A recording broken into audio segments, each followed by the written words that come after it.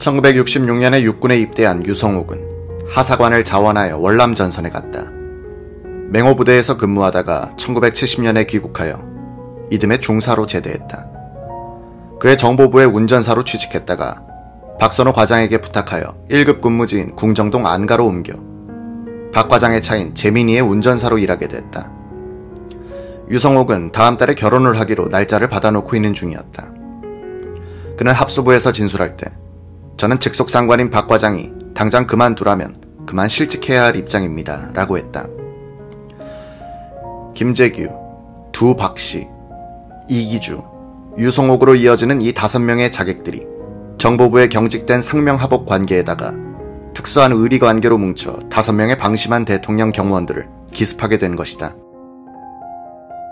신관 경비원 대기실에 있던 이광철은 저녁 7시를 조금 지나서 대통령의 저녁 식사가 진행 중이던 나동의 정문 경비원 서영준이 들어오기에 놀랐다. 왜 이렇게 일찍 교대하고 오는 거요? 정문에 이기주하고 과장님이 계세요. 7시 25분쯤 경비원 관리 책임자 이기주가 대기실로 뛰어왔다. 그는 황급하게 서영준이 차고 있던 38구경 리볼버 권총을 달라고 했다. 권총에는 4발이 장전돼 있었다. 한 10분쯤 지나서 이번엔 동료 경비원 김태원이 오더니 서영준에게 박 과장이 찾으니 식당 쪽으로 가보라고 했다. 서영준은 나동 정문으로 뛰어갔다. 과장은 안 보이고 이기주가 권총 차고 왔느냐고 물었다. 서영준은 다시 대기실로 달려가서 김태원이 차고 있던 권총을 받아왔다. 이기주는 그에게 경비를 서달라고 한 뒤 나동 주방 쪽으로 가는 것이었다. 서영준은 오늘은 종잡을 수가 없는 날이라는 생각을 하면서 곧 역사가 격동치려고 하는 나동 건물을 지키고 있었다. 운전자 유성옥은 박선호 과장이 시키는 대로 신관에 세워두었던 재민이를 골목길 건너편 나동으로 몰고 왔다. 문은 박선호 과장이 열어주었다. 나동 관리 책임자 남효주는 대통령 비서실장도 못 들어오게 되어 있는 이곳에 재민이가 들어온 것이 궁금하여 어떻게 들어왔느냐고 물었다. 유성옥은 과장님이 여기에 차를 대라고 하셨다고 했다. 그는 재민이를 대통령 경호원들이 모여있는 주방 벽면과 나란히 세워두었다. 이때 대통령 경호원 박상범, 김용섭은 대통령 차 운전사 김용태, 정보부 식당차인 뉴코티나 운전사 김용남과 함께 주방 바깥에서 잡담을 하고 있었다. 뉴코티나의 앞지붕 위에다가 원동에서 사온 플라스틱 막걸리통을 얹어놓고 김용남과 김용섭은 막걸리를 마시고 있었고 박상범은 속이 거북하다면서 김용태가 주는 가스명수를 마셨다. 박상범 등 경호원들은 유성옥이 모는 재민이가 신관 경비원 대기실 쪽에서 제2대문을 통해서 나동으로 들어오는 것을 봤다. 박선호 과장이 대문을 열어주는 것도 보았다. 주방 운전사 김용남이 한참 있다가 재민이로 다가가서 유성옥에게 어떻게 해서 왔느냐고 물었다. 유성옥은 과장님이 여기에 차를 대라고 하셨다고 했다. 김용남은 무서운 과장이 시킨 일에 토를 달 수가 없었다. 대통령 경호원들은 이곳의 경호는 정보부 소관으로 되어 있으니 신경을 쓸 필요가 없다는 타성에 지배되고 있었다. 재민이의 창이 검게 칠해져 있어 안에 누가 탔는지도 알 수가 없었다. 대통령 측근 경호를 맡고 있었던 수행과장 박상범은 고려대학을 졸업한 후 해병대에 입대하여 대위로 전역한 경력의 소유자로서 해병대 선배인 박선호와도 알고 지내고 있었다. 그 박선호가 아까 주방 안에 몇 번 왔다가 갔다가 하더니 이번에는 승용차 재민이까지 다가서서 기웃거리고 가는 것이 보였다. 유성옥은 1979년 12월 12일 육군 보통계엄 군법회의에서 신호양 변호인의 신문에 대하여 주목할 만한 발언을 한 적이 있다. 박 과장의 암살 지시에 반항하면 나중에라도 죽을 것으로 생각했습니다. 저는 주방으로 차를 옮겨놓고 재민이 차에 타고 있다가 문을 열어달라고 했는데 경호원이 모르고 그냥 지나갔습니다. 그때 문을 열어주었다면 도망하려고 했습니다. 경호원이 다가와서 재민이의 문을 열어주면 각하가 위험하다고 알린 뒤에 달아날 생각을 했다는 뜻인 것 같다. 만약 그 경호원이 문을 열어주었더라면 역사는 달라졌을지도 모른다. 주방에 있던 2명의 경호원과 대기실에 있던 2 경호원이 자위 조치를 취했을 것이고 오히려 김재규 쪽이 당했을 가능성도 있기 때문이다. 유성옥이 그렇게 하지 못한 것은 경호원이 그의 신호를 듣지 못했기 때문이라기보다는 그가 어리벙벙한 상태에서 어느 쪽으로도 확실한 행동 방향을 정하지 못하고 그냥 상황에 끌려가고 있었기 때문일 것이다. 보통 사람의 의지로서는 어떻게 할 수 없는 판이 짜여져 있었다. 그는 운이 나쁘게도 연출자 박선호에 의하여 이 역사의 무대에서 한 배역을 맡도록 지명돼 있었던 것이다. 이날 밤 드라마의 한 조역인 정보부장 수행비서관 박흥주 대령과 김재규와의 인간관계도 박선호에 못지않을 만큼 끈끈한 것이었다.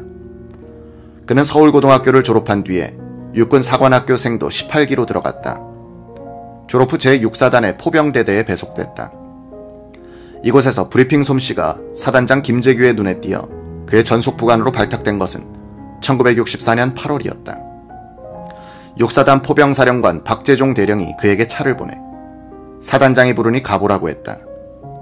사단장실에 갔더니 김재규 사단장은 이름을 물어보고 위아래로 한번 훑어보고는 말했다. 자네 오늘부터 내 부관 좀 하게. 박흥주는 누가 자신을 추천한 것이 아니고 며칠 전에 화력 시범을 할 때 브리핑, 시범, 통제를 담당한 자신을 사단장이 잘 봤기 때문이라고 생각했다. 김재규의 제6사단은 한일회담 반대 데모가 폭력화되어 이를 진압하기 위하여 비상계엄령이 선포되자 계엄부대로 서울에 출동했다가 본대로 돌아와 있었다. 박흥주는 1966년 1월에 김재규가 육관구 사령관으로 옮길 때도 같이 따라가서 6달 동안 전속 부관으로 근무했다. 그는 월남전선을 지원하여 1966년 10월부터 2년간 8월 9사단 52포병 제3포대 전포대장으로 근무했다. 귀국한 뒤에는 21사단 제1포대장을 거쳐 육군보안사령부 서울지구대에 있으면서 3년 6개월간 수경사 파견대 조장, 영등포 팀장, 한수 이북 대공팀장으로 근무하기도 했다. 이때도 보안사령관은 김재규였다. 그가 육군본부 교육참모부 장교로 근무 중이던 1978년 4월 정보부장 수행비서관으로 다시 불려와 근무하기 시작한 것이 김재규와의 네 번째 인연이었다. 11.6 당시 그의 생활 수준은 자필 진술서에 따르면 시가 1,500만원짜리인 대지 20평, 건평 18평의 슬라브 집과 약 400만원어치의 부동산에 약 40만원의 월급으로서 중하류였다.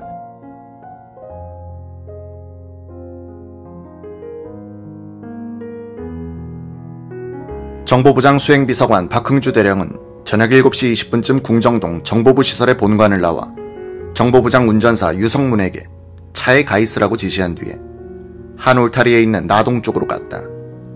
대통령을 모신 은밀한 만찬이 열리는 이 건물에는 그도 들어가 본 적이 없었다. 나동으로 뚫린 쪽문에 갔더니 이름을 알 수 없는 경비원이 제지했다. 비서관님은 나동에 못 들어가십니다. 박 과장 좀 불러줘. 경비원은 들고 있던 워키토키 무전기로 연락을 취했다. 의전과장 박선호가 나오더니 박 대령더러 따라오라고 했다. 나동 정원은 컴컴하고 바닥에 작은 돌들이 박혀있어 울퉁불퉁했다. 나는 어디로 가지? 저쪽으로. 박선호는 주방 쪽을 가리켰다. 거기에 가니 재민이가 한 대 서 있었다. 공격 목표인 주방 쪽을 보니 서너 명이 왔다 갔다 하는 모습에 윤곽만 어리고 누가 누구인지는 분간을 할 수가 없었다. 재민이 안에는 운전기사만 타고 있었다. 운전석 오른쪽 옆자리에 들어가 앉았다. 박흥주 대령은 박선호 과장이 관할하는 경비원들의 얼굴이나 이름은 모르고 있었다. 말없이 차중에 앉아있는데 곧 한 사람이 오더니 뒷자리로 들어가 앉았다. 경비원 관리 책임자인 해병대 하사 출신 이기주였다. 박흥주는 주방 쪽을 가리키면서 물었다. 저 뒤에 몇 사람이 있나? 이기주가 답했다. 경호원이 3-4명 될 거예요. 박흥주 대령은 주방 안에서 왔다 갔다 하는 사람들을 가리키면서 다시 물었다. 저 사람들은 누구지? 글쎄요, 음식 나르는 사람인가?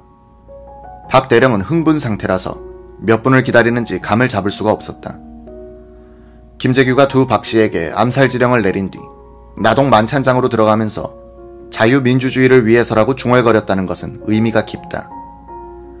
김재규가 박정희 암살의 이유로 든 민주회복이란 말은 그가 자신의 행동을 합리화하기 위해 사후에 지어낸 것이란 해석이 강하다. 그런데 김재규가 거사하기 직전에 자유민주주의를 위하여라 말한 사실은 어떻게 해석할 것인가? 이는 적어도 그의 뇌리에 자유민주주의 회복이란 씨앗이 뿌려져 있었음을 짐작하게 한다.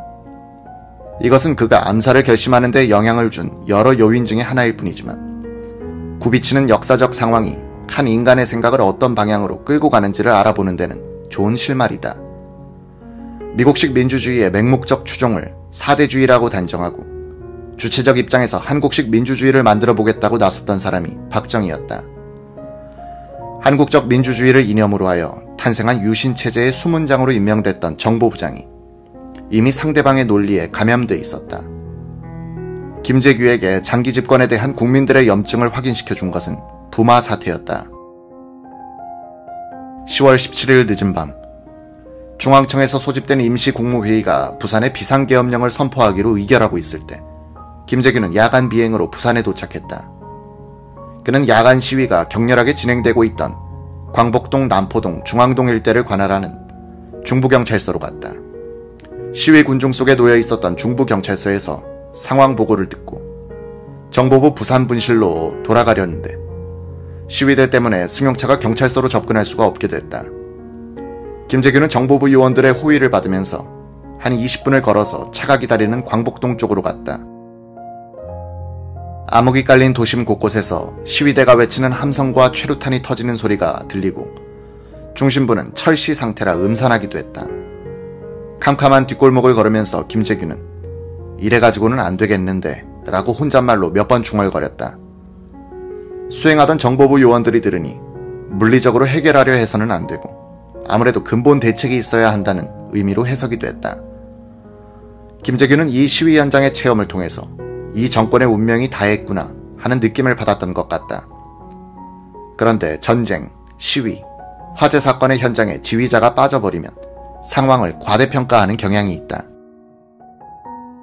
김재규는 현장을 목격함으로써 부마 사태를 실제보다도 더 심각하게 해석하게 됐고 제2의 4.19가 다가오고 있다는 판단을 하게 됐던 것으로 보인다. 그는 부산에서 올라와 청와대로 가서 대통령에게 출장 보고를 했다.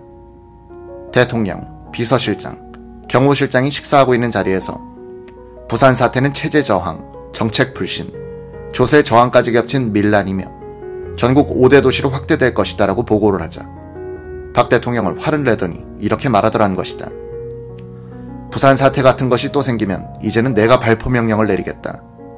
자유당 때는 최인규나 곽영주가 발포명령을 내렸다가 사형됐는데 대통령인 내가 내리는데 누가 나를 사형시킬 수가 있겠는가.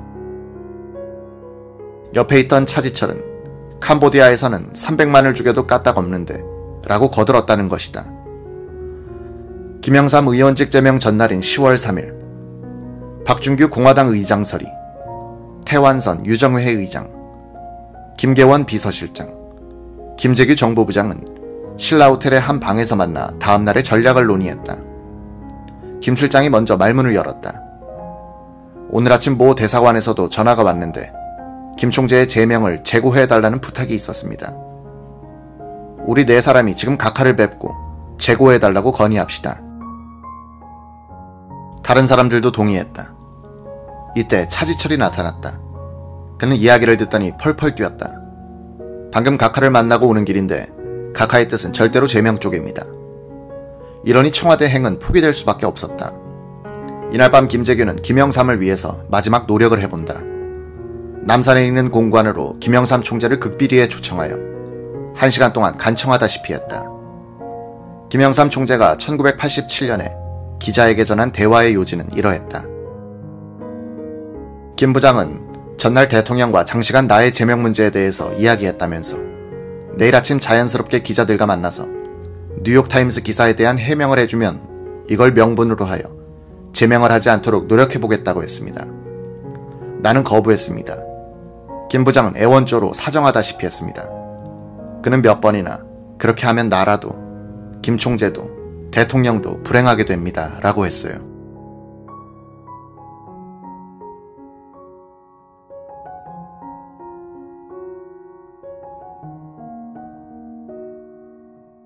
김재규가 야당이나 학생 세력을 다루는 데 있어서도 무리를 안 하려고 애쓴 흔적들이 덜어 나타나고 있다. 김재규는 권력에 맹목적으로 추종하는 인간형은 아니었다. 그가 1979년에 즐겨 썼던 붓글씨. 자유민주주의. 민주, 민권, 자유, 평등. 위민주정도. 위대의. 비리법권천 같은 것들도 그의 심리를 엿보게 한다.